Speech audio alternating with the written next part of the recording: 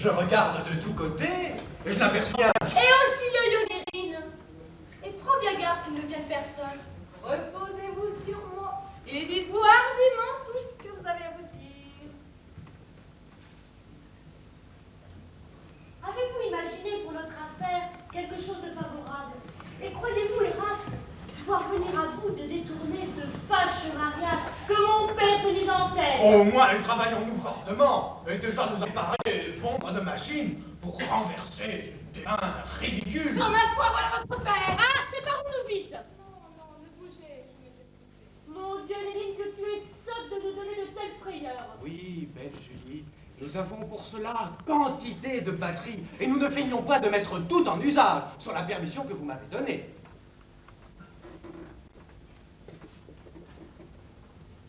Ne nous demandez point tous les ressorts que nous ferons jouer. Vous en aurez le divertissement. Et comme aux comédies, il est bon de vous laisser le plaisir de la surprise et de ne pas avertir point de tout ce qu'on vous fera voir. C'est assez de vous dire que nous avons en main divers stratagèmes, tous prêts à produire à l'occasion. Et que l'ingénieuse Nérine et l'adroite Brigane y entreprennent l'affaire. Assurément. Votre père se moque-t-il de vouloir vous enlever de son avocat de Limoges? Monsieur le Poursognac, qui n'a vu de sa vie et qui vient par le coche vous enlever à notre barbe. Faut-il que souvent, pour 4000 écus de plus sur la parole de votre oncle, il fasse rejeter à un amant qui vous agresse? Et une personne comme vous est-elle faite pour un limosin? S'il a envie de se marier, que ne prend-il une limousine et ne laisse-t-il en repos les chrétiens? Le seul nom de monsieur de Poursognac m'a mis dans une colère effroyable. J'en rase, monsieur de Poursognac. Quand il n'y aurait que ce nom-là.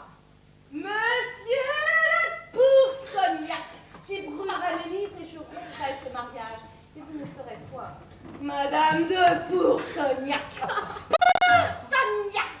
Cela peut-il souffrir?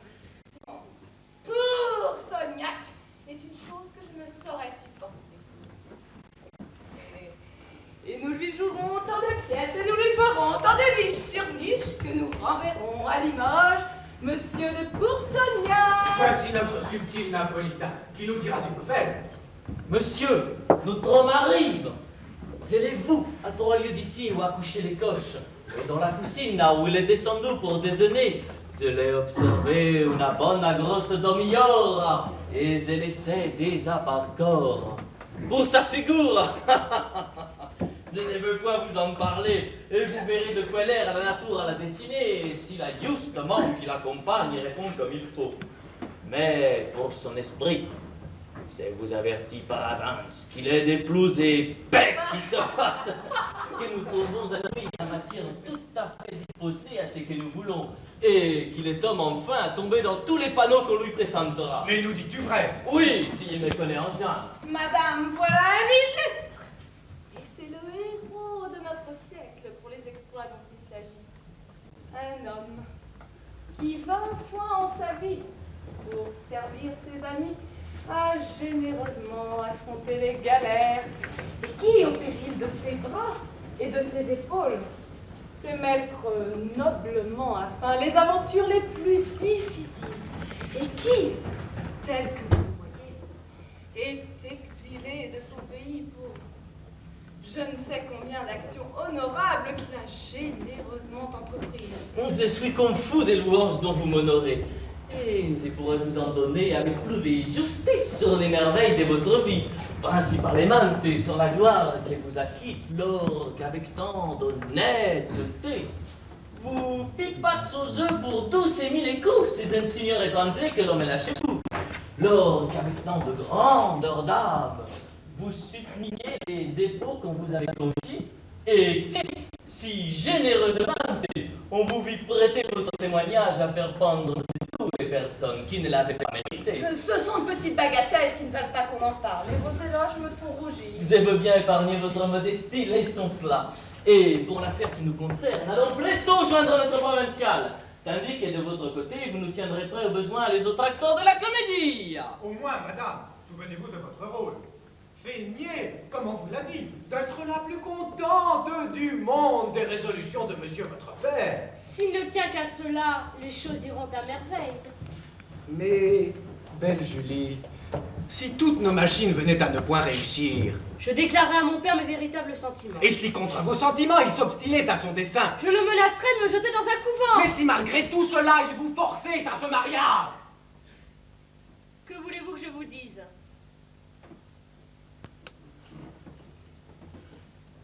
ce que je veux que vous me disiez, Oui, mais ce qu'on dit quand on aime bien, que rien ne pourra vous contraindre, et que malgré toutes les résolutions d'un père, vous me promettez d'être à moi. mon Dieu Eraste, contentez-vous de ce que je fais maintenant et n'allez point tenter sur l'avenir les résolutions de mon cœur. Ne fatiguez point mon devoir par des propositions d'une fâcheuse extrémité et dont peut-être n'aurons-nous point besoin. Et s'il y faut venir, souffrez au moins que j'y sois entraîné par la suite des choses.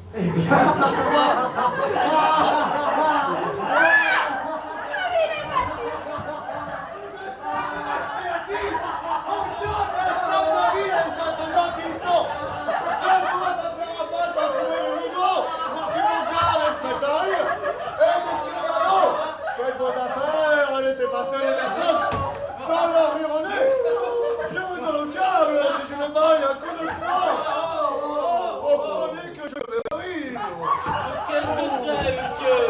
Que veut dire cela? À qui en avez-vous? Voilà un homme raisonnable, Se moquer celui-là. ainsi des honnêtes étrangers qui arrivent ici? Quel procédé est le vôtre? Et qu'avez-vous, j'arrive? Monsieur a-t-il quelque chose de ridicule à cela? Est-il autrement que les autres? Suis-je tordu ou bossu? Approchez à connaître les Ah, gens. c'est bien dit. Monsieur est d'une mine à respecter. Cela est vrai.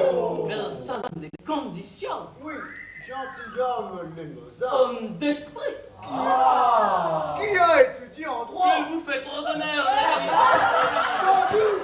Monsieur n'est point une personne à fleurir. Assurément.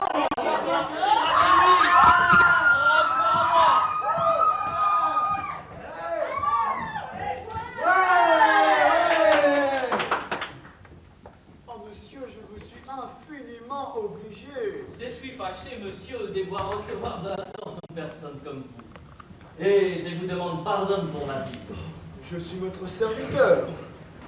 Vous ce matin, monsieur, avec les coches, lors que vous avez déjeuné, et la grâce avec laquelle vous mangiez votre pain m'a fait naître d'abord de l'amitié pour vous. Et comme je sais que vous n'êtes jamais venu en ce pays et que vous y êtes tout neuf, je suis bien aise de vous avoir trouvé pour vous offrir mon service à cette arrivée. Et vous guider parmi ce peuple qui n'a pas parfois pour les honnêtes gens toute la considération qu'il faudrait.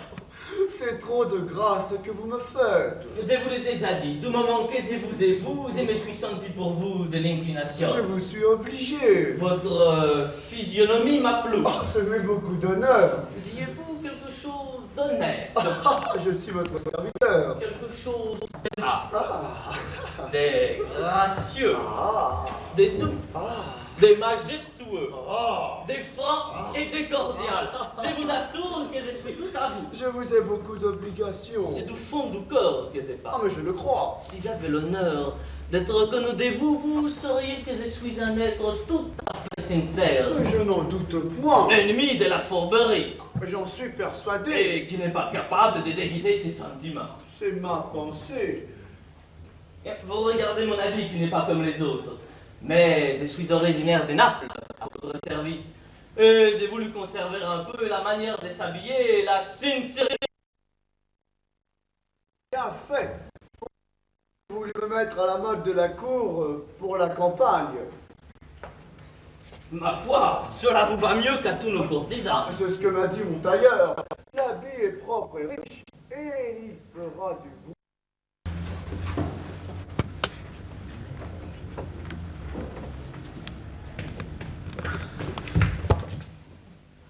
Mon Dieu Eraste, gardons d'être surpris. Je tremble qu'on ne nous voit ensemble. Et tout serait perdu, après la défense que l'on m'a faite. Je regarde de tous côtés, Je n'aperçois rien. Et aussi le lieu de Guérine. Et prends bien garde qu'il ne vienne personne. Reposez-vous sur moi et dites-vous hardiment tout ce que vous avez à vous dire. Avez-vous imaginé pour notre affaire quelque chose de favorable? Et croyez-vous, Erasme, pouvoir venir à bout de détourner ce fâcheux mariage que mon père s'est mis en tête? Au moins, travaillons-nous fortement. Et déjà, nous avons préparé bon nombre de machines pour renverser ce dessein ridicule. Non, ma foi, voilà mon père. Ah, séparons-nous vite.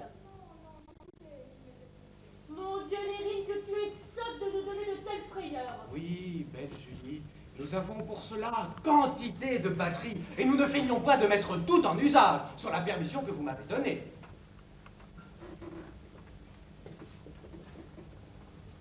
Ne nous demandez point tous les ressorts que nous ferons jouer. Vous en aurez le divertissement. Et comme aux comédies, il est bon de vous laisser le plaisir de la surprise et de ne vous avertir point de tout ce qu'on vous fera voir. C'est assez de vous dire que nous avons en main divers stratagèmes, tous prêts à produire à l'occasion. Et que l'ingénieuse Nérine et l'adroite Brigane y entreprennent l'affaire. Assurément. Votre père se moque-t-il de vouloir vous enlever de son avocat de Limoges? Monsieur le Poursognac, qui n'a vu de sa vie et qui vient par le coche vous enlever à notre barbe. Faut-il que vous ou 4000 écus de plus sur la parole de votre ombre, il fasse rejeter à un amant qui vous agrée. Et une personne comme vous est-elle faite pour un limousin? S'il a envie de se marier, que ne prend-il une limousine et ne laisse-t-il au repos les chrétiens? Le seul nom de Monsieur de Poursognac m'a mis dans une colère effroyable. J'en rase, Monsieur de Poursognac. Quand il n'y aurait que ce nom-là, Monsieur de Poursognac, j'ébrouillerais les livres et je romprais ce mariage. Et vous ne saurez point. Madame de Poursognac. Poursognac. Cela peut-il souffrir? Non. Poursognac est une chose que je ne saurais supporter. Et nous lui jouerons tant de pièces et nous lui ferons tant de niches sur niches que nous renverrons à Limoges Monsieur de Poursognac. Voici notre subtil napolitain qui nous dira du coup faire. Monsieur, notre homme arrive. Zélez-vous à travailler ici où a couché les coches. Et dans la cucina où il est descendu pour déjeuner, je l'ai observé una bonne grosse demi-heure et je l'ai déjà par corps. Pour sa figure, je ne veux pas vous en parler, et vous verrez de quoi l'air à la nature à la dessiner, et s'il a justement qui l'accompagne et répond comme il faut. Mais pour son esprit, je vous avertis par avance qu'il est des plus épais qui se fassent, que nous trouvons à lui une matière tout à fait disposée à ce que nous voulons, et qu'il est homme enfin à tomber dans tous les panneaux qu'on lui présentera. Mais nous dis-tu vrai? Oui, s'il me connaît en bien. Madame, voilà un illustre. Et c'est le héros de notre siècle pour les exploits dont il s'agit. Un homme qui 20 fois en sa vie, pour servir ses amis, a généreusement affronté les galères et qui, au péril de ses bras et de ses épaules, sait mettre noblement à fin les aventures les plus difficiles et qui, tel que vous voyez, est exilé de son pays pour je ne sais combien d'actions honorables qu'il a généreusement entreprises. Je suis confus des louanges dont vous m'honorez. Et je pourrais vous en donner avec plus de justice sur les merveilles de votre vie, principalement sur la gloire qui vous acquitte, lors qu'avec tant d'honnêteté, vous piquez au jeu pour 12 000 écus, ces insignes étrangers que l'on met là chez vous, lors qu'avec tant de grandeur d'âme, vous souteniez les dépôts qu'on vous avait confiés, et que, si généreusement, on vous vit prêter votre témoignage à faire pendre ces douées personnes qui ne l'avaient pas mérité. Ce sont de petites bagatelles qui ne veulent pas qu'on en parle, et vos éloges me font rougir. Je veux bien épargner votre modestie, laissons cela. Et pour l'affaire qui nous concerne, allons presto joindre notre provincial. tandis que de votre côté, vous nous tiendrez prêts aux besoins les autres acteurs de la comédie. Au moins, madame, souvenez-vous de votre rôle. Feignez, comme on vous l'a dit, d'être la plus contente du monde des résolutions de monsieur votre père. S'il ne tient qu'à cela, les choses iront à merveille. Mais, belle Julie, si toutes nos machines venaient à ne point réussir, Je déclarerai à mon père mes véritables sentiments. et si contre vos sentiments il s'obstinait à son dessein, Je le menacerai de me jeter dans un couvent. mais si malgré tout cela il vous forçait à ce mariage, Que voulez-vous que je vous dise?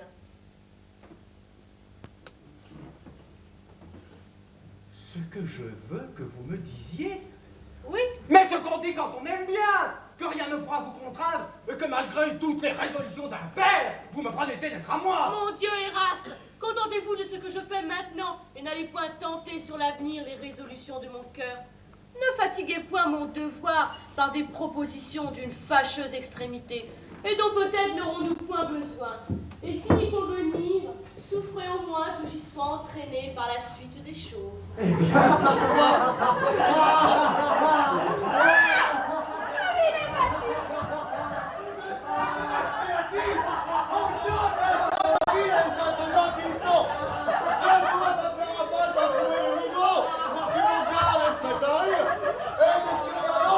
Faites vos affaires, laissez passer les personnes sans leur hurler.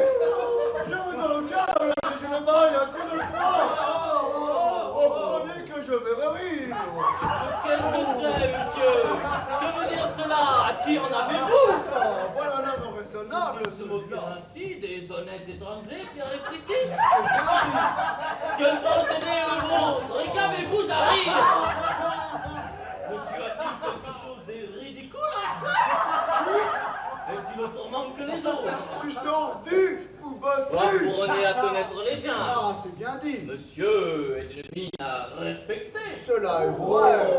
Personne n'est condition. Oui, gentilhomme les Mozart. Homme d'esprit. Qui a étudié en droit? Il vous fait trop d'honneur, mesdames. Sans doute. Monsieur n'est point une personne à plaindre. Assurément.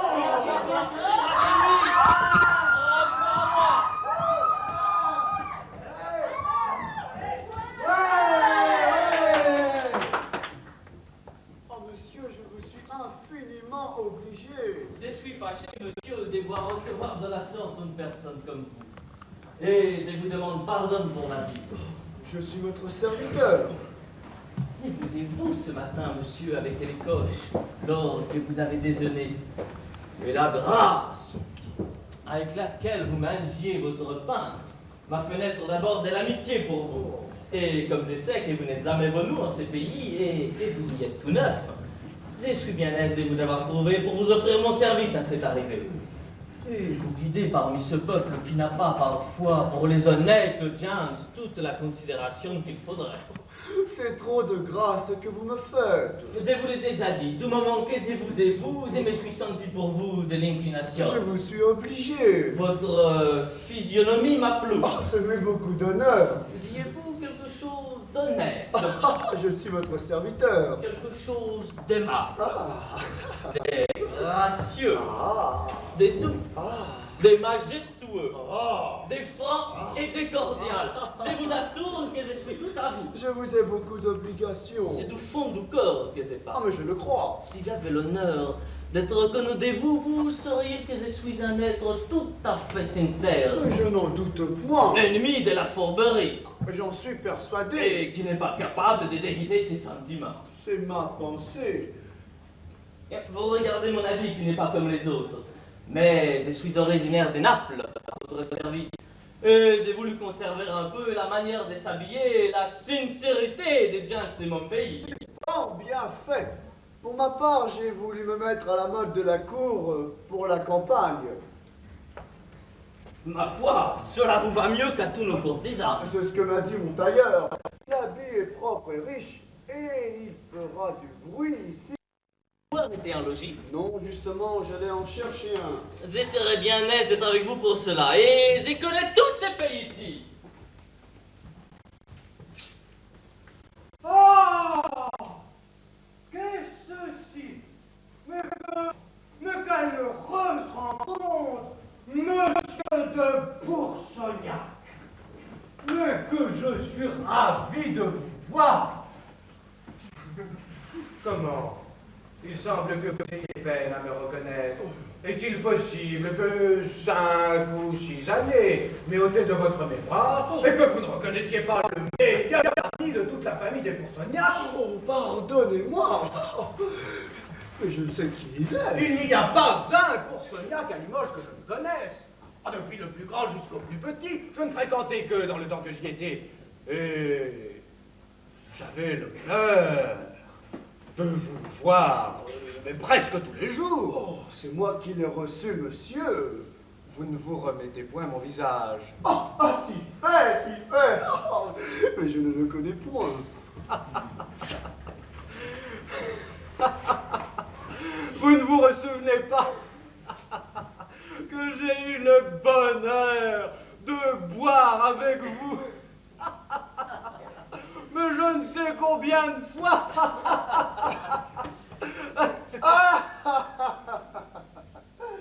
Excusez-moi. Je sais ce que c'est. Comment est-ce que vous nommez à Limoges ce prêteur qui fait si bonne chère là? C'est Mes petits gens. le voilà. C'est là où nous allions ensemble le plus souvent nous réjouir.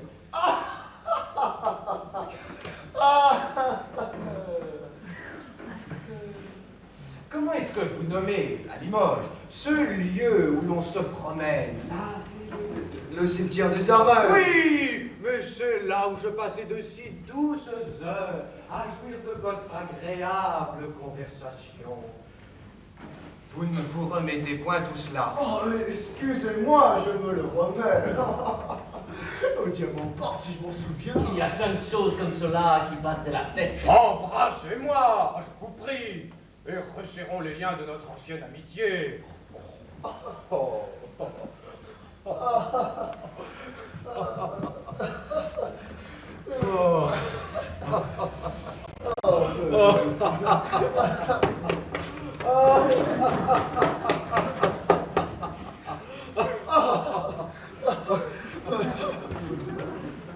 Voilà un homme qui vous aime fort.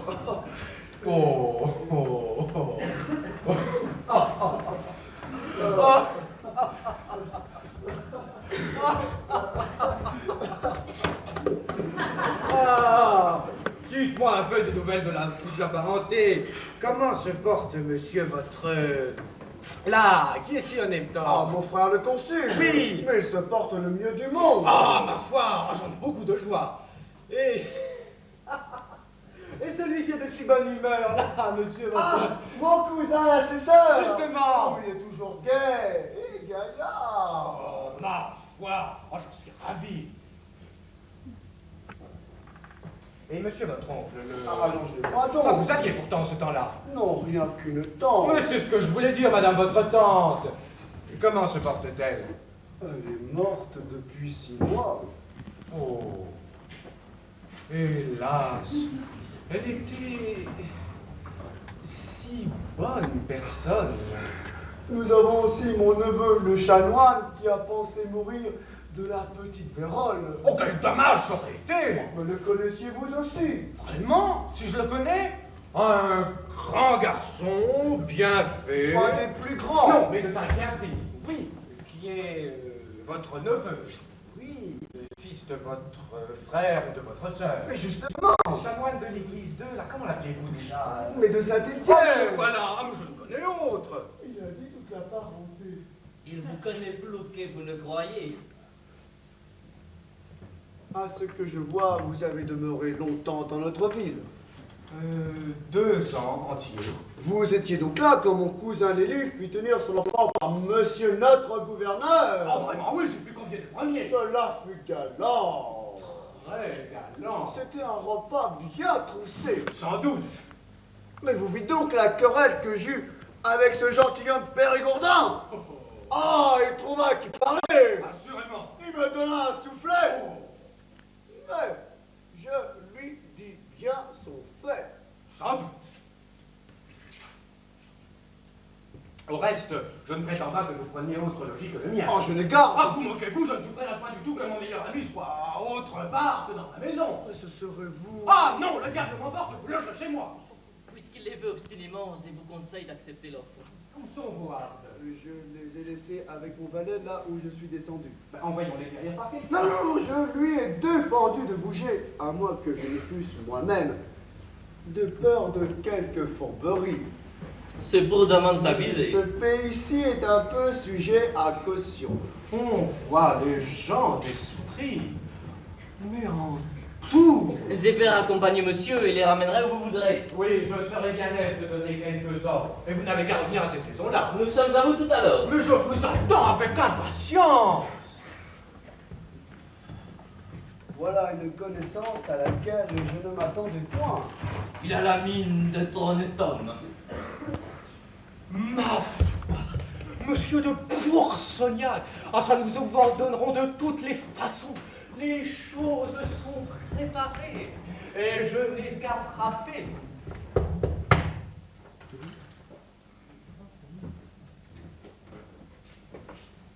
Vous êtes le médecin à qui on est venu parler de ma part. Non, monsieur, ce n'est pas moi qui suis le médecin. À moi n'appartient pas cet honneur. Je ne suis qu'apothicaire, apothicaire indigne pour vous servir. Et monsieur le médecin, est-il à la maison? Oui, il est là embarrassé à expédier quelques malades. Et je vais lui dire que vous êtes ici. Non, non, ne bougez, j'attendrai qu'il ait fait. C'est pour lui mettre entre les mains certains parents que nous avons et dont on lui a parlé, et qui se trouve attaqué de quelques folies dont nous serions bien aise qu'il pût guérir avant de marier. Je sais ce que c'est, je sais ce que c'est. J'étais avec lui quand on lui a parlé de cette affaire. Ma foi, vous ne pouviez pas vous adresser à un médecin plus habile. C'est un homme qui sait la médecine à fond, comme je sais ma croix de Bardieu. Et qui, quand on devrait crever, ne demanderait pas d'aller des règles des dents. Oui, je suis toujours le grand chemin. Et ne m'a point cherché midi à 14h. Et pour tout l'ordre du monde, je ne voudrais point voir guérir une personne avec d'autres remèdes que ceux que ça permet. Oh, il fait fort bien, un malade ne doit point vouloir guérir que la faculté lui consent. Ce n'est pas parce que nous sommes grands amis que j'en parle, mais il y a plaisir à être son malade. Et j'aimerais mieux mourir de ces remèdes que de guérir de Stolano. Car, quoi qu'il puisse arriver, on est assuré que les choses sont toujours dans l'ordre. Et quand on meurt sous sa conduite, vos héritiers n'ont rien à vous reprocher. Oh, c'est une grande consolation pour un défunt. Assurément. On est bien aise au moins d'être mort. Mais au reste, il n'est pas de ces médecins qui marchandent des maladies. C'est un homme expéditif, et qui aime à dépêcher ses malades. Et quand on en a à mourir, cela se fait avec lui le plus vitement du monde. Ah, il fait fort bien. Il n'est rien de tel que de sortir promptement d'affaires. Cela est vrai, à quoi bon temps barguigner ou tant tourner autour du pot? Il faut savoir vitement le cours ou le long d'une maladie. Ah, vous avez raison. Voilà déjà 3 de mes enfants dont il m'a fait l'honneur de conduire la main, et qui sont morts en moins de 4 jours, et qui, entre les mains d'un autre, auraient non dit plus de 3 mois. Il est bon d'avoir des amis comme cela. Sans doute, il ne me reste plus que 2 enfants dont ils prend soin comme des siens. Il les traite et les gouverne à sa fantaisie, sans que je me mêle de rien. Et le plus souvent, quand je reviens de la vie, je suis tout étonné de les trouver saignés ou purgés par son ordre. Ah, voilà des soins fort gens. Oh, le voici qui vient. Monsieur, il n'en peut plus. Il dit qu'ils sont dans la tête les plus grandes douleurs du monde. Le malade est un sot, d'autant plus que dans la maladie dont il est attaqué, ce n'est point la tête, selon Galien, mais la rate qui lui doit faire mal. Quoi que ça soit, monsieur, il a toujours avec cela son cours de ventre depuis 6 mois. Bon Bon, c'est signe que le dedans se dégage. Je l'irai visiter dans 2 ou 3 jours. Mais s'il mourait avant ce temps-là, ne manquez pas de m'en donner avis, car il n'est pas de la civilité qu'un médecin visite un mort.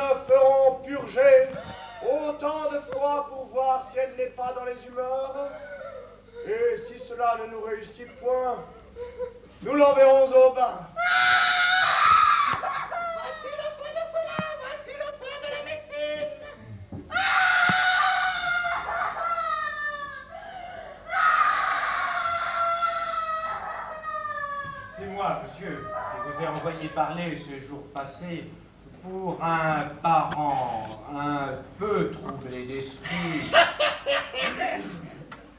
que je veux vous donner chez vous afin de le guérir le plus commodément possible et qu'il soit vu du moins de monde possible. Oui, monsieur, j'ai déjà disposé de tout et promets d'en avoir tous les soins imaginables. Ah mais le voici. Ah, la conjoncture est tout à fait heureuse, et j'ai ici un ancien de mes amis,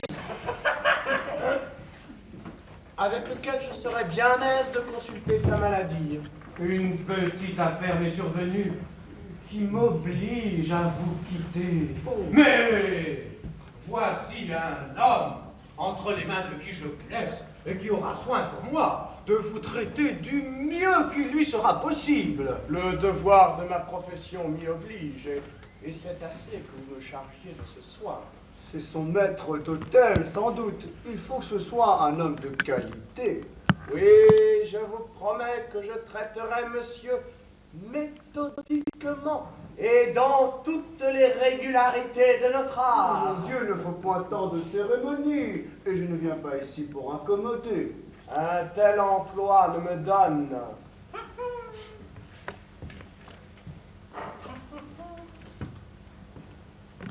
que de la joie. Voilà toujours 5 ou 6 pistoles d'avance, en attendant ce que j'ai promis. Alors, s'il vous plaît, je n'entends point que vous fassiez de dépenses et que vous envoyez rien acheter pour moi. Mon Dieu, laissez faire. Ce n'est pas pour ce que vous pensez. Mais je vous demande de me traiter qu'en ami. Mais c'est ce que je fais. Je vous recommande de ne point laisser sortir d'entre vos mains, car parfois, il veut s'échapper. Laissez-moi faire. Je vous prie de m'excuser de l'incivilité que je commets. Oh, vous vous moquez, et c'est trop de grâce que vous me faites.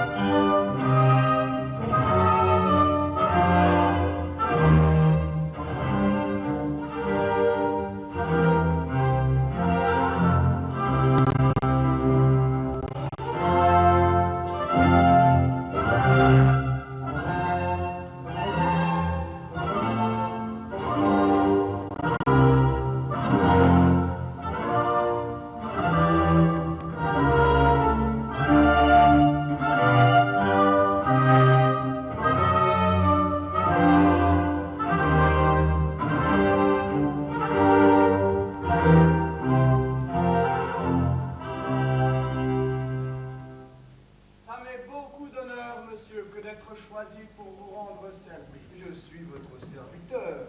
Voici un habile homme, Mon confrère, avec lequel je serais bien aise de consulter votre maladie.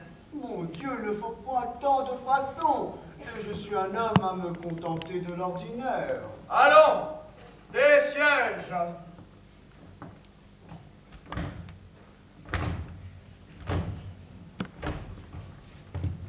Voilà pour un jeune homme des domestiques bien lugubres. Allons, monsieur. Prenez votre place, monsieur.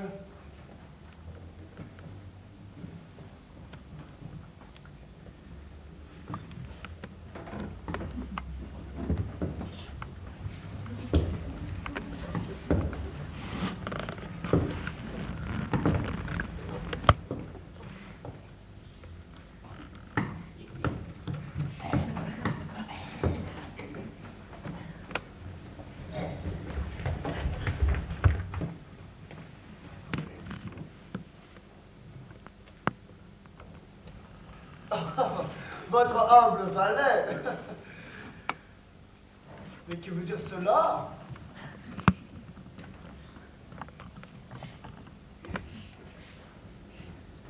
Mangez-vous bien, monsieur. Et moi mieux encore. Tant pis. Cette grande appétition du froid et de l'humide est signe de la chaleur et sécheresse qui est au-dedans. Dormez-vous fort. Mais oui, quand j'ai bien soupé. Faites-vous des songes. Mais quelquefois. De quelle nature sont-ils? Mais de la nature des songes. Mais que diable de conversation est cela?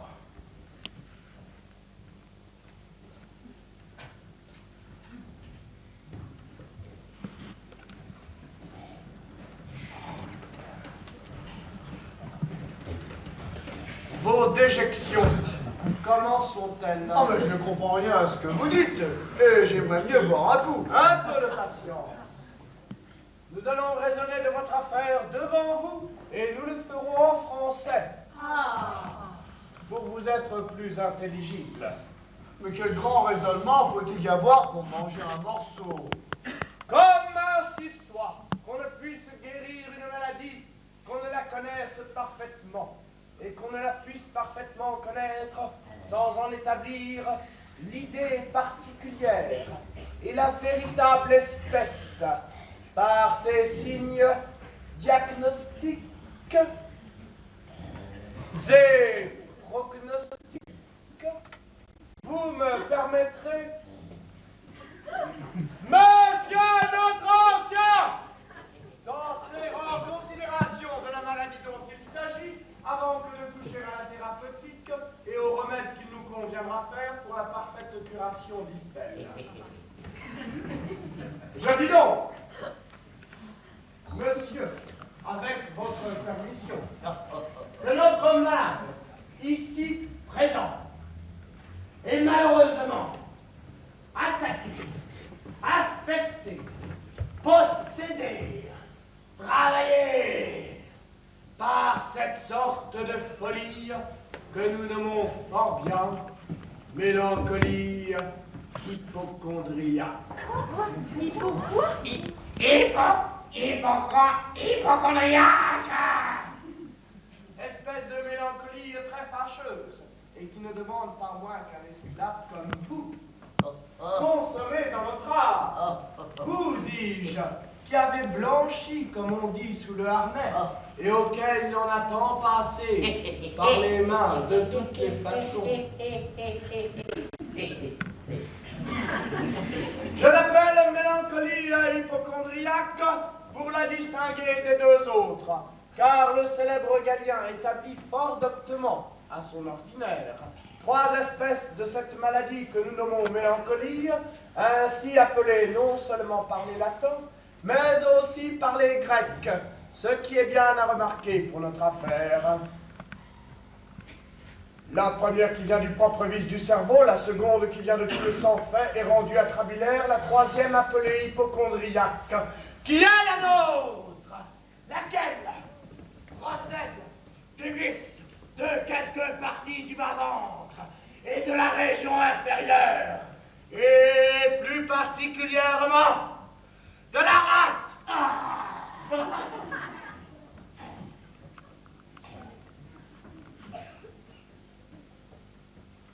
Dont la chaleur et l'inflammation portent au cerveau de notre malade beaucoup de fuligine épaisse et grasse, dont la vapeur noire et grossière cause dépravation aux fonctions de la faculté princesse et fait la maladie dont, par notre raisonnement, il est manifestement atteint et convaincu.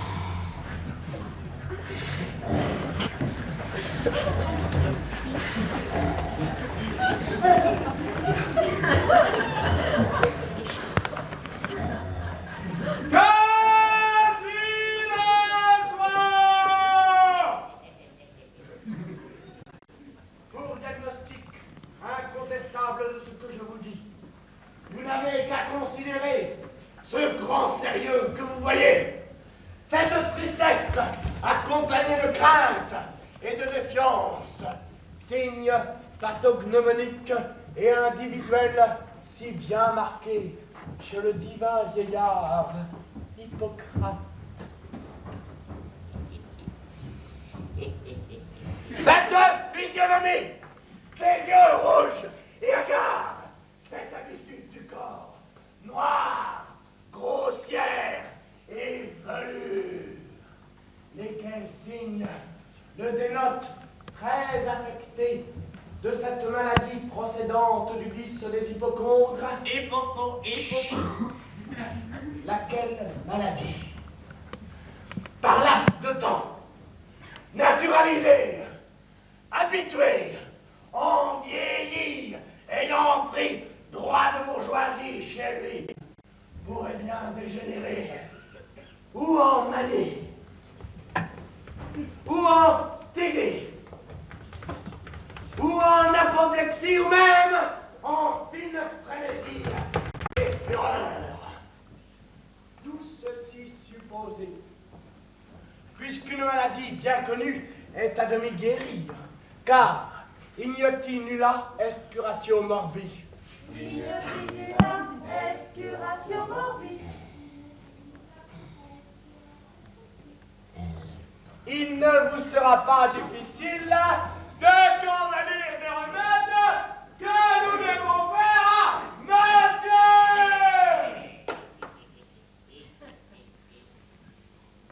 Premièrement, pour remédier à cette pléthore obturante et à cette cacochimie luxuriante par tout le corps, je suis d'avis qu'il soit phlébotomisé libéralement. C'est-à-dire que les saignées soient fréquentes et plantureuses. En premier lieu, de la basilique, puis de la céphalique, et même,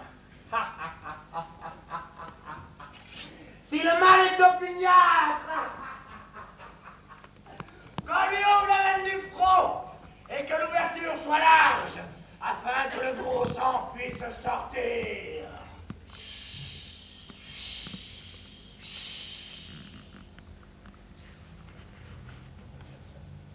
et en même temps de le purger, désopiler et évacuer par purgatif propre et convenable, c'est-à-dire par cholagogue, ménalogogue, etc.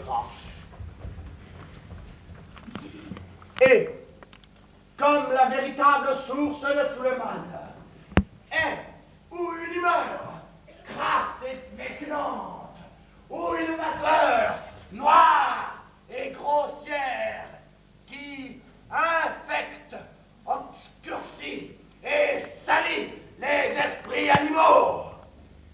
Il est à propos ensuite qu'ils prennent un bain d'eau pure et nette, avec force petit éclair, pour purifier par l'eau la féculence de l'humeur crasse et éclaircir par le lait clair la noirceur de cette vapeur.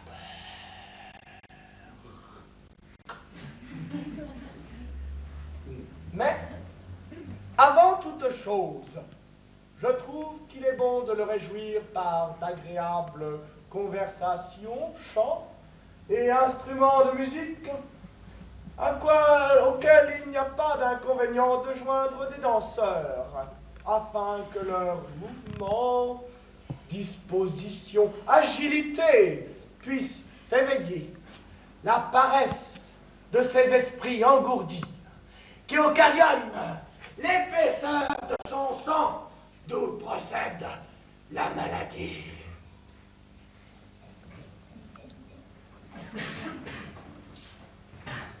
Voici les remèdes que j'imagine,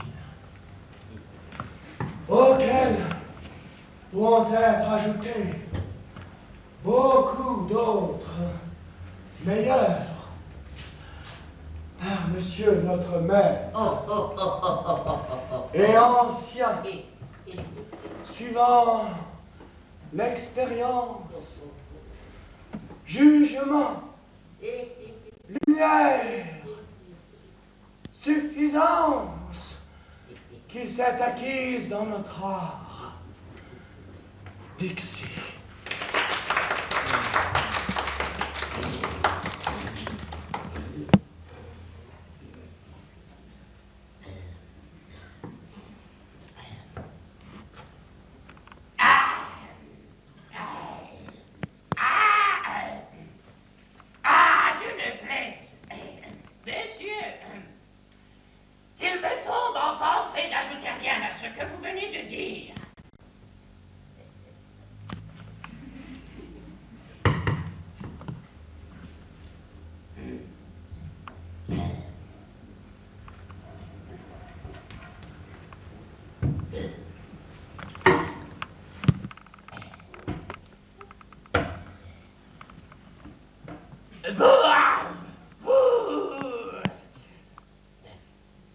Vous avez si bien discouru sur tous les signes, les symptômes et les causes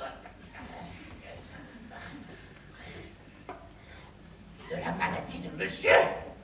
Le raisonnement que vous en avez fait est si dingue et si beau qu'il est impossible qu'il ne soit pas fou et mélancolique, hypochondriaque.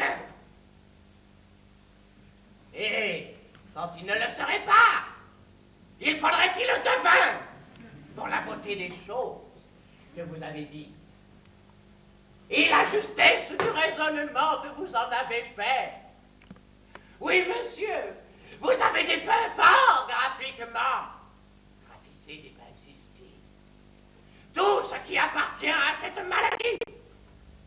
Il ne se peut rien de plus lentement, sagement, ingénieusement conçu. Pensez, imaginez que ce que vous avez prononcé au sujet de ce mal, soit pour la diagnose, ou la prognose, ou la thérapie.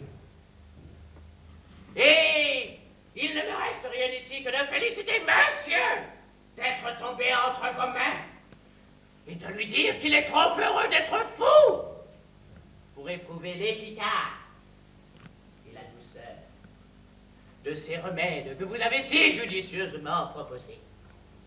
Je les approuve tous, Malibus et de Pédibus, des Cento, c'est un diable.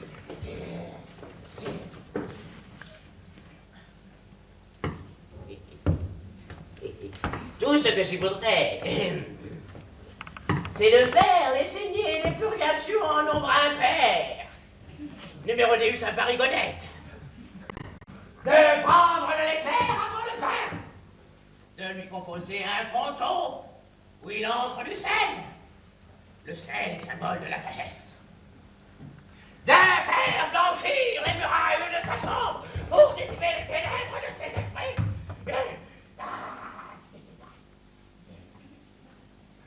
Album.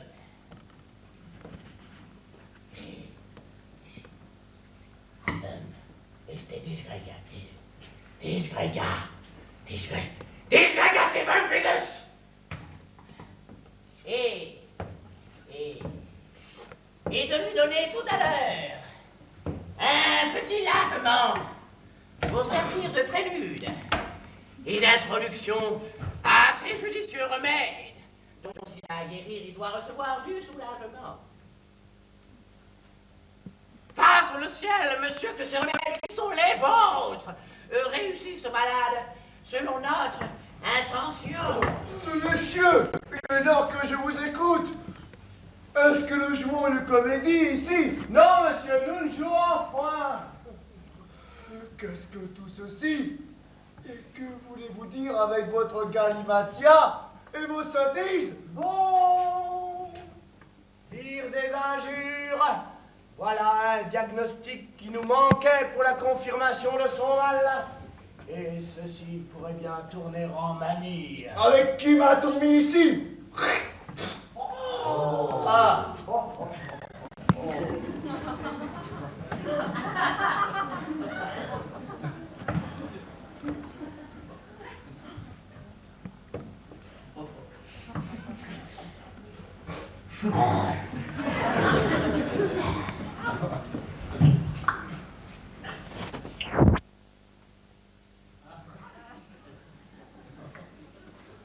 Autre diagnostic, l'aspiration précoce. Laissons cela et sortons d'ici. Autre encore, l'inquiétude de changer de place.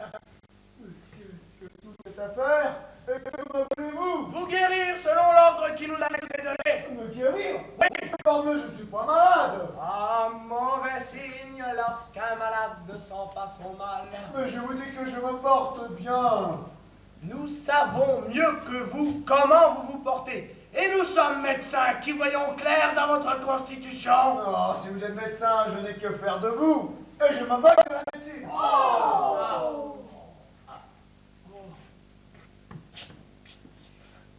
Voilà un homme plus fou que nous ne le pensons. Mon père et ma mère n'ont jamais voulu de remède.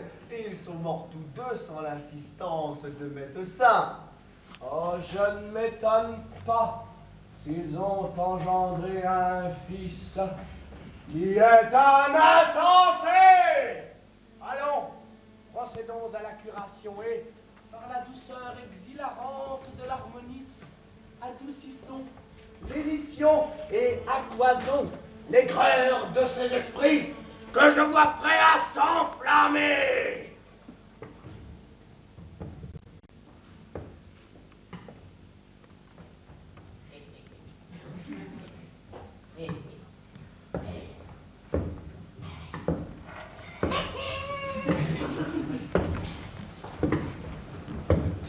Mais qu'est-ce que tout ceci? Les gens de ce pays-ci sont-ils insensés? Je n'ai jamais rien vu de tel.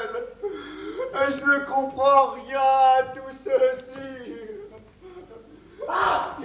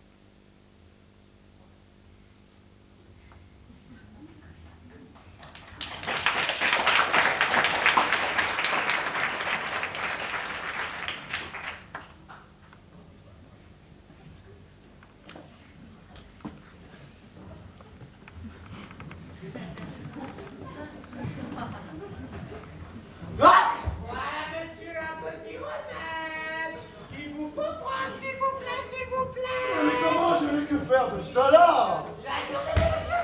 Il a coordonné! Prenez-le, monsieur! Prenez-le! Pas que de bruit! C'est un petit Christ! Un petit Christ!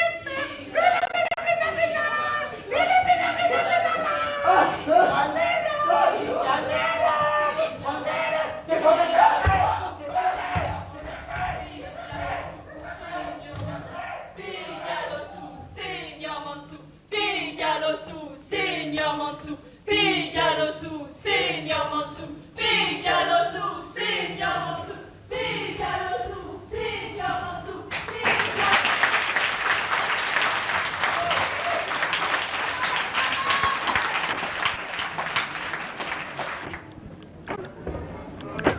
Il a pensé tous les obstacles que j'avais mis, et c'est dérober au remède que je commençais de lui faire. C'est être bien ennemi de soi-même que de fuir de remèdes aussi salutaires que les vôtres. Marque d'un cerveau démonté et d'une raison dépravée que de ne vouloir pas guérir. Vous l'auriez guéri haut la main. Ah, sans doute, quand il y aurait eu complication de 12 maladies. Cependant, voilà 50 pistoles bien acquises qu'il vous fait perdre. Ah, moi, je n'entends pas les perdre. Et je veux le guérir, en dépit qu'il en est. Je veux le faire saisir, où je le trouverai, comme déserteur de la médecine et infracteur de mes ordonnances. Vos remèdes étaient un coup sûr et c'est de l'argent qu'il vous vole. Où puis-je en avoir des nouvelles? Chez le bonhomme, assurément, et dont il vient pour épouser la fille, et qui, ne sachant rien de l'infirmité de son gendre futur, voudra peut-être se hâter de conclure les mariages. Je vais lui parler tout à l'heure. Vous ne ferez point mal. Il est hypothéqué à mes consultations, et un malade ne se moquera pas d'un médecin. Vous avez raison, et si vous m'en croyez, vous ne souffrirez point qu'il se marie, que vous ne l'ayez pensé tout votre sou. Laissez-moi faire. Je vais de mon côté dresser une autre batterie. Et les beaux-pères est aussi double que les angles.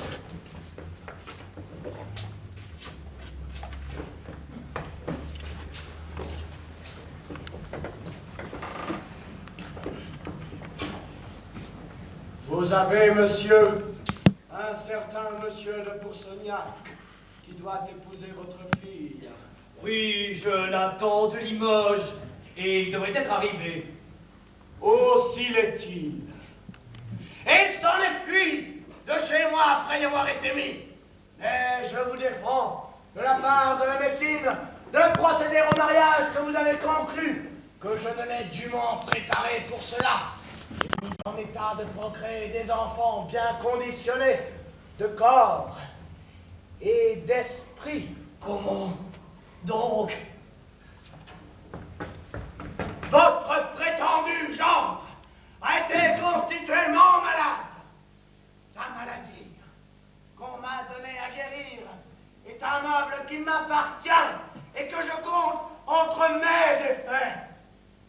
Aussi, je vous déclare que je ne prétends point qu'il se marie, qu'au préalable, il n'est satisfait à la médecine et subit les remèdes que je lui ai ordonnés. Il a quelque mal. Oh, oui, quel mal, s'il vous plaît. Ne vous mettez pas en peine. Est-ce quelque mal? Les médecins sont obligés au secret. Il suffit que je vous ordonne, à vous et à votre fille, de ne point célébrer, sans mon consentement, vos noces avec lui, sur peine d'encourir la disgrâce de la faculté et d'être accablé de toutes les maladies qu'il nous plaira. Je déclare, si c'est la règle de faire ce marquage, on me l'a mis entre les mains, et il est obligé d'être mon malade.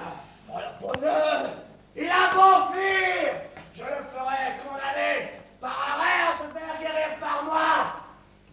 Bon sang, ouais, il faut qu'il crève pour que je le guérisse. Je veux bien. Et si je le trouve,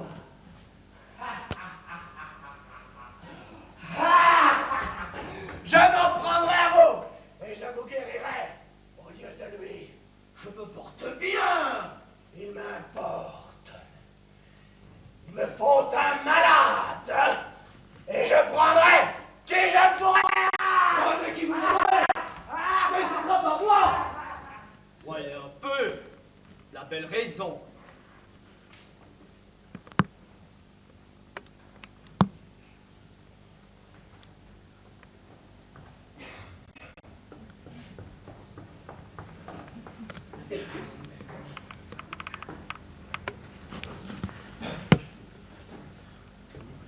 Monsieur, avec les votre permission, je suis un trancheur marchand flamand qui voudrait bien vous demander une petite nouvelle.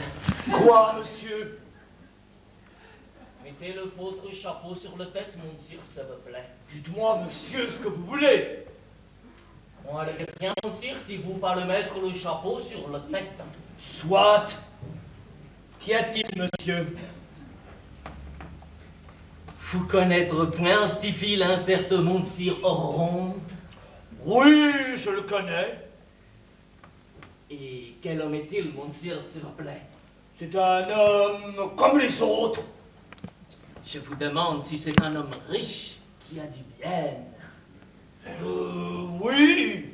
Mais riche beaucoup grandement, mon sire. Oui. J'en suis est beaucoup, mon sire. Mais pourquoi cela? Les monsirs pour une petite raison des conséquences pour nous. Mais encore pourquoi? Les monsirs que ce monsir Oron donne son fille en mariage à un certain monsir de Boursognac. Eh bien, Est-ce monsir de Boursognac, monsir? L'est un homme que doivent beaucoup grandement à 10 ou 12 marchands flamands qu'elle est revenu ici. ce monsieur de Boursognac doit beaucoup à 10 ou 12 marchands. Oui, monsir! Et depuis 8 mois, nous avons obtenu un petit sentence contre lui et lui à remettre à payer tous ses créanciers de ce mariage que ce monsir Oron donne pour son fille. Oh oh! Il a remis là à payer ses créanciers. Oui, monsir! Et avec un grande dévotion, nous tous attendre ce mariage. La vie n'est pas mauvaise. Je vous donne le bonjour. Je remercie monsir de la faveur grande. Votre madame le valet. Je le suis, monsir. Obligé plus que beaucoup du bon nouvelle que monsir m'avoir donné. Cela ne va pas mal. Quittons notre ajustement des flamandes pour songer à d'autres machines. Et tâchons de semer tant de soupçons et de division entre le beau-père et le gendre que cela rompe le mariage prétendu. Tous deux également sont propres à gober les hameçons qui ont leur veut tendre. Et entre nous autres, de la première classe, nous ne faisons que nous jouer lors que nous trouvons un gibier aussi facile que celui-là.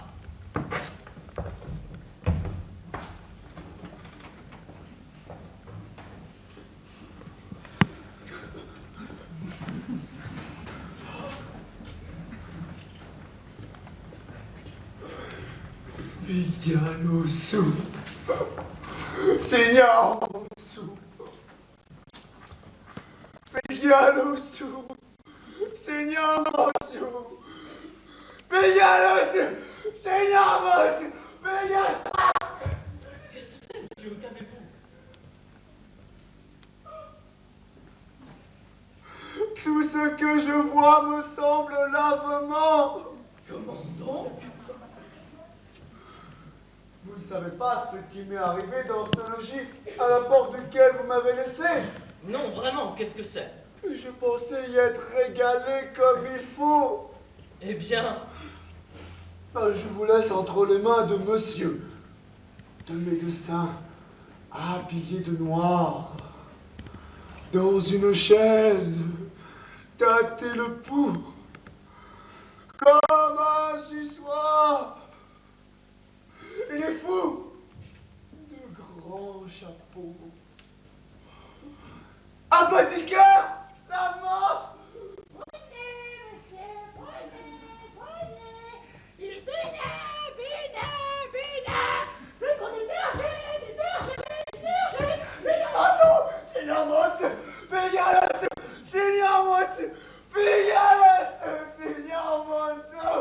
Ah, je n'étais jamais aussi sous de sa dise. mais qu'est-ce que tout cela veut dire? Mais cela veut dire que cet homme-là, avec ses grandes embrassades, est un fourbe et qu'il m'a mis dans cette maison pour me faire une pièce et se moquer de moi. Cela est-il possible? Mais sans doute, ils étaient une bonne douzaine après mes choses, et j'ai eu toutes les peines du monde à m'échapper de leurs pattes. Voyez un peu, les mines sont bien trompeuses. Et croyez les plus affectionnés de vos amis. Voilà un de mes étonnements, comme il est possible qu'il y ait des fourbes comme cela dans le monde. Ne songe point un peu le lavement. Voyez, je vous prie, Il y a un petit quelque chose qui approche de cela. J'ai l'odorat et l'imagination tout remplis de cela. Et il me semble toujours que je vois une bonne douzaine de lavements qui me couchent en joue. Voilà une méchanceté bien grande. Et les hommes sont bien très scélérats. Enseignez-moi de grâce le logis de monsieur Oronte. J'y serais bien aise d'y aller tout à l'heure. Vous êtes dans des complexions amoureuses et vous avez ouï parler que ce monsieur Oronte a une fille. Oui, je viens l'épouser. L'épouser? Oui. En mariage? Mais de quelle façon donc? Ah, c'est une autre chose. Et je vous demande pardon. Mais que veut dire cela? Rien. Mais encore? Rien, vous dis-je. J'ai un peu parlé trop vite. Mais je vous prie de me dire ce qu'il y a là-dessous. Non, cela n'est pas De nécessaire. grâce. Point, je vous prie de m'en dispenser. Vous n'êtes pas de mes amis? Si, on ne peut pas l'être davantage. Vous devez donc ne me rien cacher. C'est une chose où il y va de l'intérêt du prochain. Afin de vous obliger à m'ouvrir votre cœur, voilà une petite bague que je vous prie de garder pour l'amour de moi. Laissez-moi consulter un peu si je les puis faire en conscience.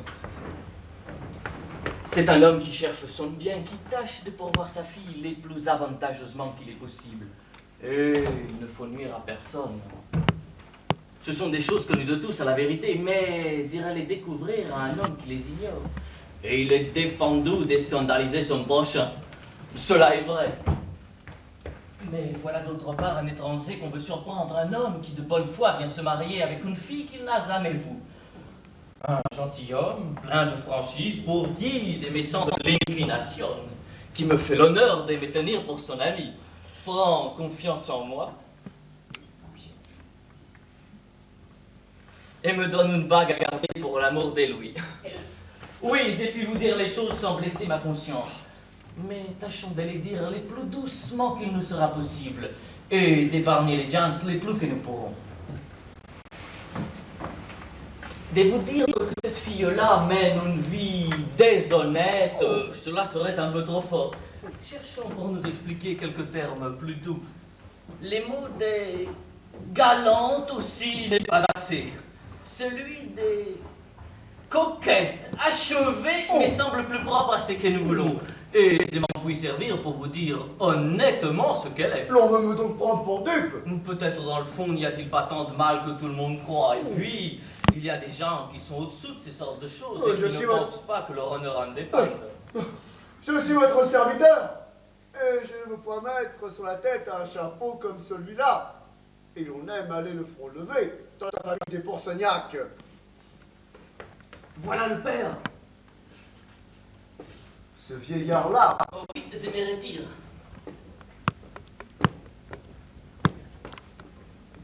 Bonjour, monsieur, bonjour.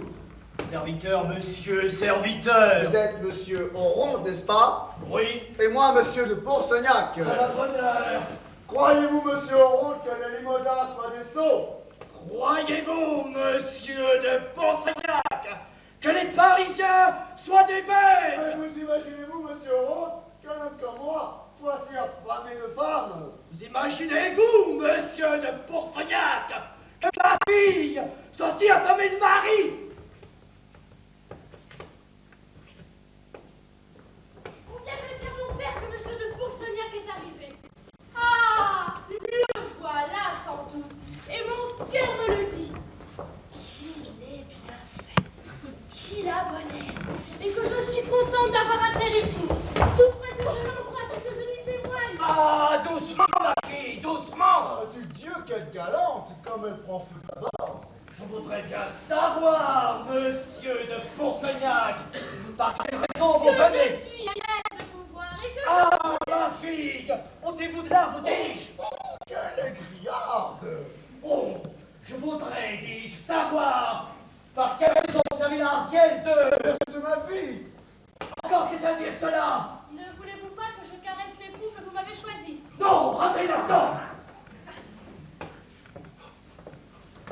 Laissez-moi le regarder. Entrez, vous Je dis-je. me demeurerai là si vous ne veux pas, moi. Et si tu n'auras pas tout à l'heure, je... Bien, je rentre. N'est qu'une sotte qui ne fait pas les choses. Ah, comme nous lui plaisons. Tu ne veux pas te retirer? Quand est-ce donc que vous me marierez avec monsieur? Jamais! Et tu n'es pas pour lui! Mais je n'ai pas à voir, non plus que vous m'avez promis! Je t'ai promis! Je te t'ai promis! Vous aurez mon père! Nous serons mariés ensemble, on est filles de tout le monde! Oh, je vous en empêche de faire! Je vous en prie! Un peu! Quelle vertige lui prend! Ah, mon Dieu, notre beau-père prétendu, ne vous fatiguez point tant, et on n'a pas envie d'enlever votre fille, et vos grimaces n'attraperont rien.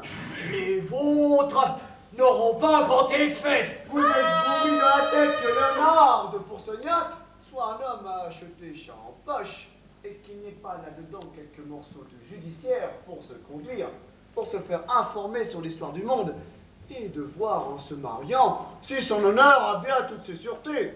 Je ne sais pas ce que cela veut dire, mais vous êtes mis bien en tête qu'un homme de 63 ans, si peu de cervelle, et considère si peu sa fille, que de la marier à un homme qui a ce que vous savez, et qui a été mis chez un médecin pour y être pensé.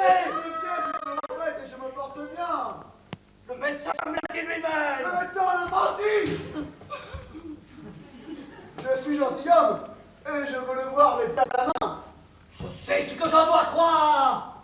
Et vous ne m'abuserez pas là-dessus. Non plus que sur les dettes que vous avez assignées sur le mariage de ma fille. Mais quelle dette! Personne d'ici du ville. Et j'ai vu le marchand flamand qui, avec d'autres créanciers, a depuis 8 mois obtenu sentence contre vous. Mais quel marchand flamand! Quel créancier! Quelle sentence obtenue contre moi! Vous savez bien ce que je veux dire. Ah, tu así! E alla fine questo lo via fare per dare pasta! Volestite della volestite se ne va visto! Mais qu'est-ce que veut cette femme-là? Siete buoni infame! Tu fai sopra le nube paconiose e non rougis pas, imponente che dicios! Tu non rougis pas de me pere! Tu sapi pas, vous sous capot vous affermi che poi io scusa la figlio! Mais c'est vous déclare que je suis sa femme! Et qu'il y a 7 ans, Moussou! En passant à péderasse! E lo puoi fare come la sfidatisos, come santa papare, che mi chiedi ancora, e mi obblighi al flocco e il moyen, a ritornare alla papale, scusa! Oh! Mais que veut dire cela? Non dovete me cuitel, tre ans après sul petete cante da fare, e se la per con sul paese. E le sue lulli restò busquato del numero. E discutens coi su giovi lumens, mandare la via che ve lo dite che sapevo, per le barriera, un autogio da figlio che se va sul procurato. E hai tutti date in dirigenzo, e mi sperando una idea che se l'altro cuore per che il posto. Per mu pusare quel crimine il mariage, e confondre tous les mal le plomé sur les arbres. Voilà un étrange effronté! Et vous l'avez la parole de Victoria, alors d'être confondant votre crête et ta conscience et d'un fire. Moi, je suis votre mari! Infame! Causa studiare per trovi, e flaghesso, al ser che con un fughesso fa, e che muoghesso, le sano, dins l'estat d'innocència, e dins la tranquil·litat, un amor, i violament que toucha, e tas trompalles, només perquè són maluts les pailles sortis. Je ne serai pas réduite à faire le triste personnage que je fais présentement, un pareil, un mari coin, mais présentant la terre que y a Alfred, mais laissa, sans se campere pietà, abbandonano alla scorsa Toulouse che gli ressenti de la terminante acchiose. Oh, vous m'empêchez de pleurer. Vous êtes un méchant homme. Mais je ne comprends rien à tout ceci! Ah! Je n'en puis plus. Je suis tout essoufflée. Ah, Fanfaron, tu m'as bien fait courir. Tu ne m'écaperas mis. Justice, justice, je pousse empêchement au mariage. Chez mon mairie, monsieur, et je me faire peindre chez mon père d'Arlin. Encore? Attends, mais ceci. Che volevo dire a votre bacione sulla montagne? Siete nostro mari! Oui, madame, et je suis sa femme. Ah, toi, e sposa qua c'è che tu da fare? Sei doia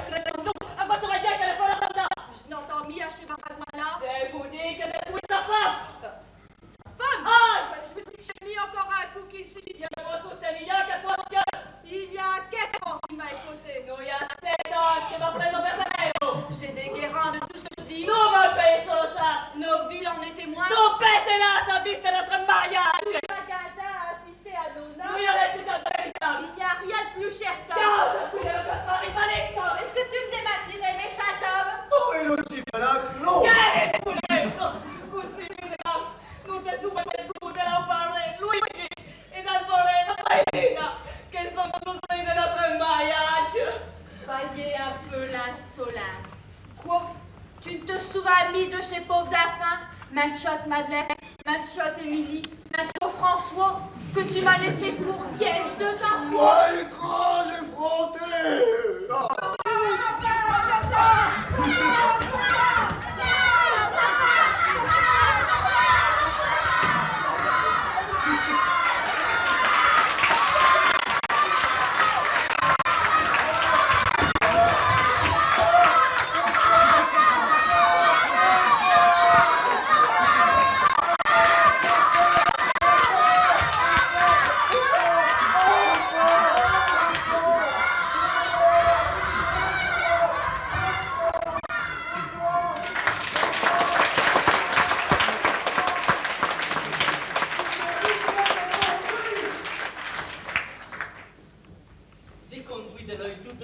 et tout ceci ne va pas mal. Nous fatiguerons tant notre provincial qu'il faudra ma foi qu'il déguerpisse.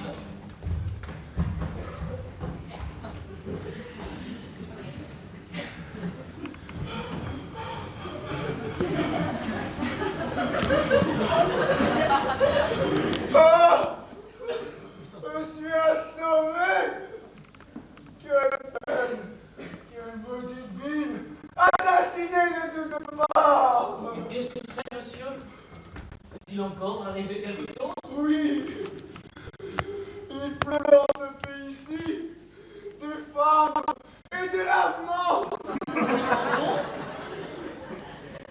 De 40 baragouineuses me sont venues accuser de les avoir épousées toutes deux et me menacent de la justice. Voilà une méchante affaire. Et la justice est rigoureuse en diable contre cette sorte de crime. Oui, mais quand il y aurait information, ajournement, décret et jugement obtenus par surprise, défaut et contumace, j'ai la voie de juridiction pour temporiser et venir aux moyens de nullité qui seront dans la procédure. Voilà, on parlait d'un doubletaire, mais l'on voit bien, monsieur, que vous êtes doubletaire. Non, pas du tout, je suis gentilhomme, et ces mots-là me viennent sans que je le sache. On sait bien que le sens commun d'un gentilhomme aille à concevoir ce qui est du droit et de l'ordre de la justice, mais non pas à savoir les vrais thèmes de la chicane. Mais non, ce sont quelques mots que j'ai lus en lisant quelques romans. Ah, fort bien. Mais pour vous montrer que je n'y connais rien à la chicane, je vous prie de me mener chez quelques avocats pour qu'ils puissent consulter mon affaire.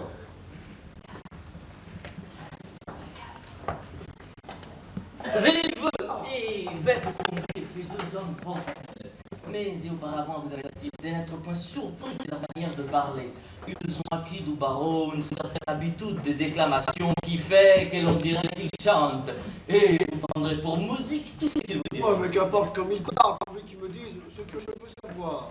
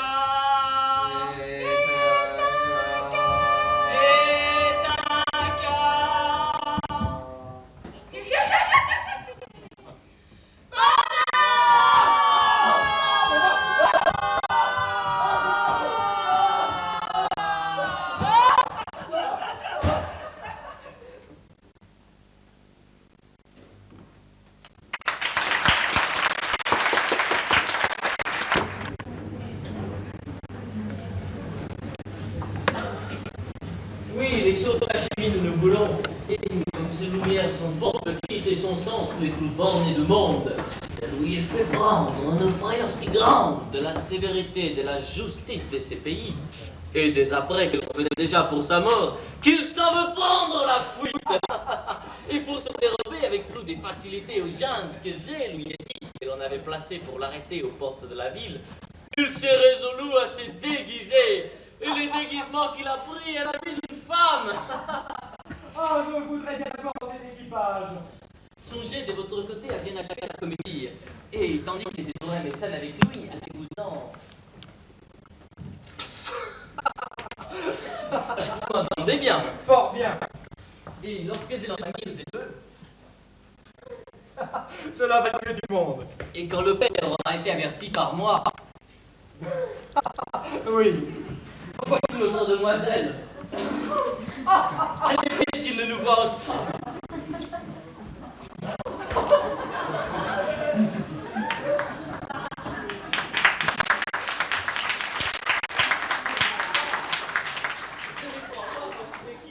Vous savez vous connaître et vous avez la mine comme cela d'une femme de qualité.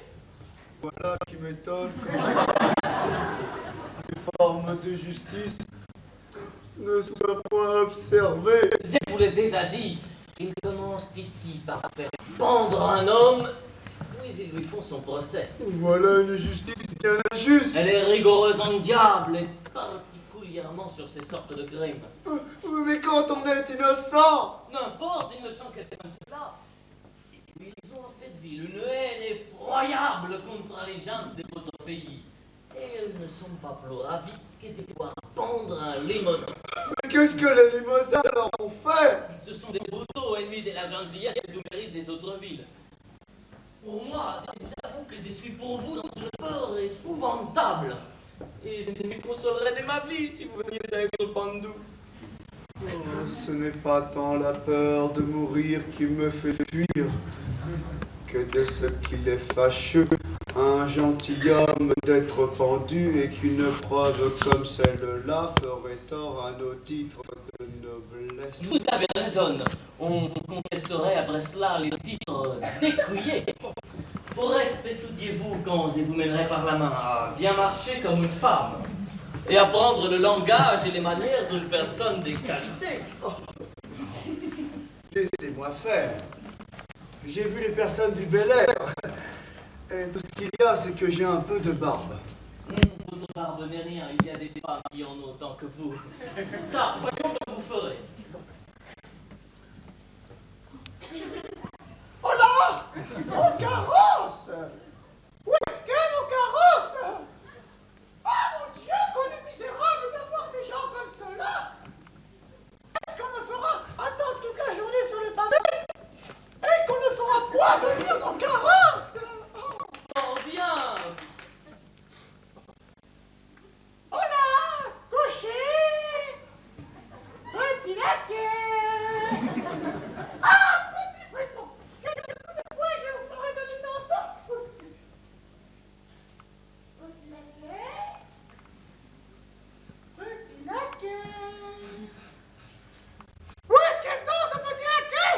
Ce petit laquais, il fait trop du bois! Ne fera-t-on pas venir mon petit laquais? Est-ce que j'ai des points de petit laquais dans le monde? Voilà qui va, merveille! Mais, je remarque une chose. Cette coiffe est un peu trop déliée. J'en veux quérir une un peu plus épaisse afin de vous mieux couvrir le visage en cas de quelques rencontres. Mais que deviendrais-je cependant? Je n'en ai que pour un moment, vous n'avez qu'à vous promener.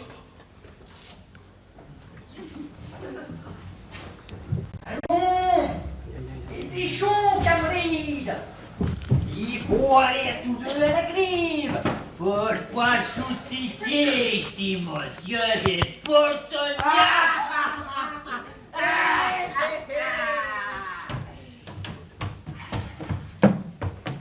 Il a été condamné à être rependu par son cou!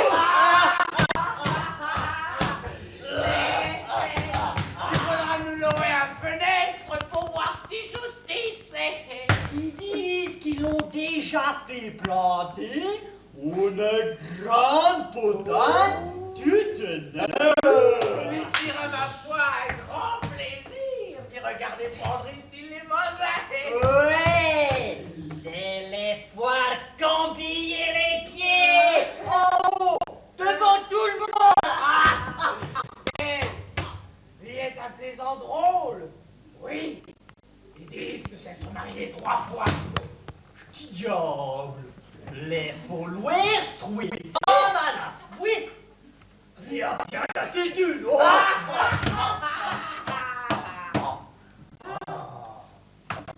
Oh.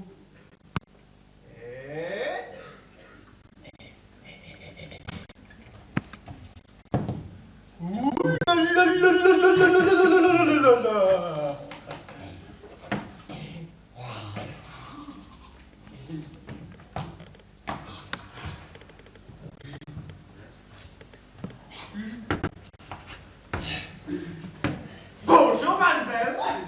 Très prêt pour la tutelle, mademoiselle. Oh, mais j'attends mes choses, monsieur. Il est belle par mon foi. Ah, mais doucement, messieurs. Oh, mademoiselle, vouloir réjouir-vous à la grippe. Non, vous montrez à vous un petit pantalon bien solide. L'est un gentilhomme limousin qui sera pendu gentiment à un grand potence. Oh, je n'ai pas de curiosité. Il y a là un petit éton qui est drôle. Moi, que je cherche bien avec vous. Ah, mais c'en est trop. Oh, ces sortes d'ordures-là ne se disent pas à une femme de ma condition. Laisse-toi. Laisse-moi aller me coucher avec elle. Moi, je veux pas vouloir. Moi, les vouloir, moi.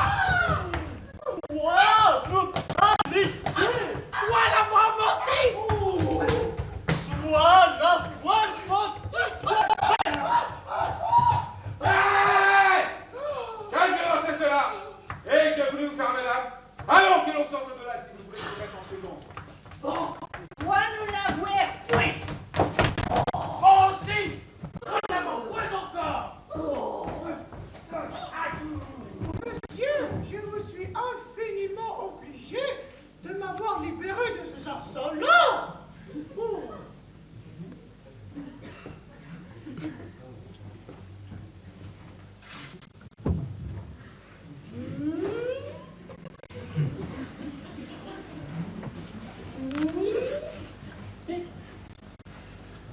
Ouais!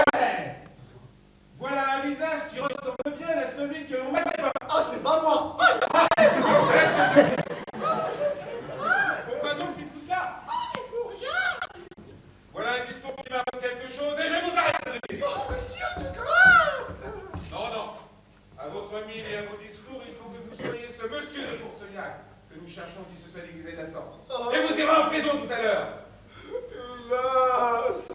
Que veut dire cela? Ah, ils m'ont reconnu. Oui, oui, et c'est de quoi je suis ravi. Eh, monsieur, nous sommes amis d'il y a longtemps. C'est vous comme ça, vous n'allez pas mener en prison. Non, il m'est impossible. Vous êtes homme d'accommodement. Y a-t-il pas moyen d'ajuster cela avec quelques pistoles?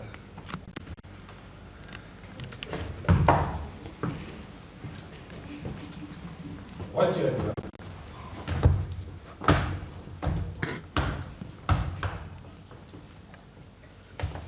Il faut lui donner de l'argent pour vous laisser aller. Ah, maudite ville. Faites vite!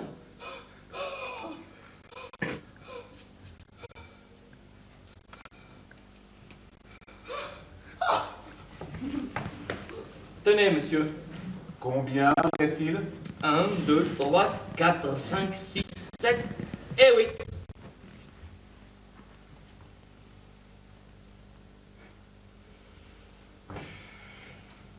9 et 10. Non. Mon Mon Dieu. âge est trop extrême. Mon Dieu, attendez! Dépêchez, il faut lui en donner encore autant.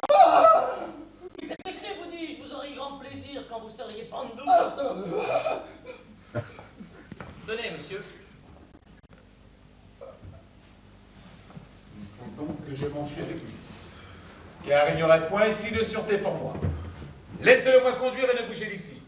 Je vous prie donc d'en avoir un grand soin. Je vous promets de ne le point quitter, que je n'ai mis en lieu de sûreté. Adieu! Voilà le seul habitant que j'ai trouvé dans cette ville. Ne perdez point de temps, monsieur. Je vous aime tant que je voudrais que vous fussiez déjà bien loin.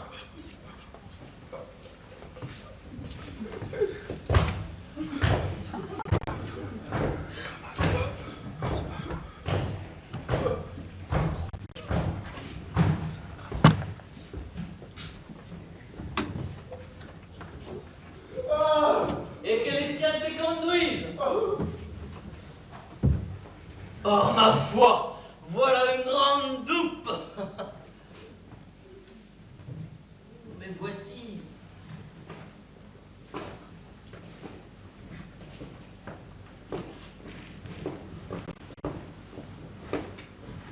Ah, quelle étrange aventure! Quelle fâcheuse nouvelle pour un père! Pauvre honte que j'étais plein! Que diras-tu et de quelle façon pourras-tu supporter cette douleur mortelle? Qu'est-ce? Quel malheureux présage! Ah! Eh, Ah! eh, Ah, monsieur! Ce perfide de Limousin! Ce traître de monsieur de Poursagnac! Vous enlève votre fille! M'enlève ma fille! Elle en est devenue si folle qu'elle vous quitte pour le suivre. Et l'on dit qu'il a un caractère à se faire aimer de toutes les femmes. Allons! Vite! À la justice! Détachez après eux! Allons, vous viendrez malgré vous, et je veux vous remettre entre les mains de monsieur votre père. Tenez, monsieur, voilà votre fille, que j'ai tirée de force d'entre les mains de l'homme avec qui elle s'enfuyait. Non pas pour l'amour d'elle, mais pour votre seule considération. Car après l'action qu'elle m'a faite, je dois la mépriser et me guérir absolument de l'amour que j'avais pour elle. Ah! Infâme que tu es! Comment me traiter de la sorte après toutes les marques d'amitié que je vous ai données? Oh, je ne vous blâme point de vous être soumise aux volontés de monsieur votre père. Il est sage et judicieux dans les choses qu'il fait. Et je ne me plains point de lui de m'avoir rejeté pour un autre. On lui a fait croire que cet autre est plus riche que moi de 4 ou 5 000 écus. Et 4 ou 5 000 écus est un denier considérable et qui vaut bien la peine qu'un homme manque à sa parole. Mais oubliez, en un moment, toute l'ardeur que je vous ai montrée. Vous enflammez d'amour tout d'abord pour un nouveau venu, et le suivre, honteusement, sans le consentement de monsieur votre père. Après les crimes qu'on lui impute, est une chose condamnée de tout le monde, et dont mon cœur ne saurait vous faire d'assez sanglants reproches. Eh bien oui, j'ai conçu d'amour pour lui, et je l'ai voulu suivre puisque mon père me l'avait choisi comme époux. Quoi que vous me disiez, c'est un fort honnête homme, et tous les crimes dont on l'accuse sont fausses et épouvantables. Taisez-vous! Vous êtes une impertinente, et je sais mieux que vous ce qui en est. Ce sont sans doute des pièces qu'on lui fait, et c'est peut-être lui qui a trouvé cet artifice pour vous en dégoûter. Moi, je serais capable de cela. Oui, vous. Taisez-vous! Vous êtes une sainte. Non, non, ne vous imaginez pas que j'ai aucune envie de détourner ce mariage, et que ce soit ma passion qui m'ait forcé à courir après vous. Je vous l'ai déjà dit. Ce n'est que la seule considération que j'ai pour monsieur votre père. Je n'ai pu souffrir qu'un honnête homme, comme lui, fût exposé à la honte de tous les bruits qu'entraîne l'action comme la vôtre. Ah, Seigneur Erast, je suis infiniment obligé. Adieu, monsieur. J'avais toutes les ardeurs du monde à entrer dans votre alliance, et j'ai fait tout ce que j'ai pu pour obtenir un tel honneur. Mais j'ai été malheureux, vous ne m'avez pas jugé digne de cette grâce. Cela n'empêchera pas que je conserve pour vous les sentiments d'estime et de vénération où votre personne m'oblige. Et si je n'ai pu être votre genre, au moins serai-je éternellement votre serviteur. Arrêtez! Votre procédé me touche l'âme. Et je vous donne ma fille en mariage. Je ne veux point d'autre mari que monsieur de Poursognac. Oh, et je veux, moi, que tu prennes le seigneur Eraste. Ça, à moi. Non, je n'en ferai rien. Ah, je te donnerai sur les oreilles. Non, non, monsieur, point de violence. Je vous prie. C'est Noël à m'obéir. Et je sais vous montrer le maître. Mais ne voyez-vous pas l'amour qu'elle a pour cet homme-là? Et voulez-vous que je possède un corps dont un autre possédera le cœur? C'est un sortilège qu'il lui a donné. Et vous verrez qu'elle changera de sentiment avant qu'il soit peu. Donnez-moi votre main. Allons. Ah, que de bruit. Ça, la main.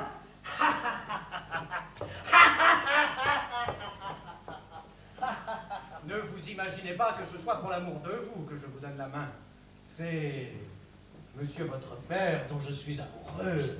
Et c'est lui que j'épouse. Oh, je suis infiniment obligé. Et j'augmente de 10 000 écus le mariage de ma fille. Allons.